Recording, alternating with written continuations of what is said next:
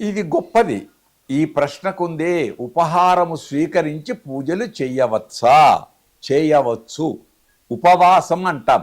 ఆ ఉపవాసం అంటే భగవంతుడికి సమీపంలో కూర్చొనుట, మంత్ర అనుష్ఠానము చేయుట, భగవంతుణ్ణి ధ్యానం చేయుట, చేసిన ధ్యానానికి తగిన విధముగా ఫలాన్ని అందిస్తూ దాన ధర్మాలు చేయుట.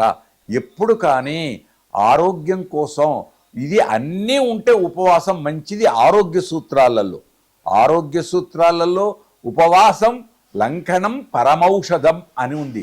లంఘనం అది ఉపవాసం అంటే. ఏమీ తినకుండా ఉంటే ఆ రోజు లోపల మిగిలినటువంటి ఏ చెడైతే ఉందో అది జీర్ణమై రక్త ప్రసరణ వృద్ధి చెంది ఆరోగ్యం చేకూరుతుందని పెద్దల యొక్క వాక్కులు.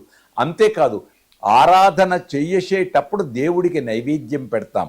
ఆ నైవేద్యమే ప్రాబోధకి అంటాం, ఉదయం ఉంచే చిరు నైవేద్యం. కనుక ఏ ఉపహారం స్వీకరిస్తూ నైవేద్యం చేస్తే ఏ తప్పు లేదు. ఒకటి, ఎందుకు ఉపహారం ఎక్కువ తీసుకుంటే నిద్ర వస్తుంది. దోషం ఏం కారణం?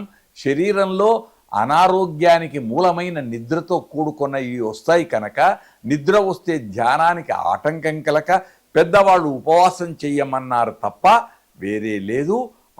ఏ ఆటంకం లేకుండా ఆనందంగా ఎంతవరకో అంతవరకు, నియమబద్ధమైన ఆహారము ఎంతవరకో అంతవరకు, ఆరోగ్యం ఉంటే వైభవం. ఉపవాసం ఆరోగ్యానికి మూలం. కానీ ఉపవాసంతో ఏది చేయడం కాదు. ప్రసాదం తీసుకుంటే తప్పు అని కాదు. అది ఏమవుతుంది అంటే మనం తీసుకునే ఆహారాన్ని, కాఫీ కానీ, టీ కానీ, ఉపహారం కానీ, ఏది కానీ, పండు కానీ, ఫలం కానీ భగవంతుడికి నివేదన చేసి తీసుకుంటే అది ఉపహారం కాదు, ప్రసాదం. ఆ ప్రసాదం కూడా చిరు ప్రసాదమే.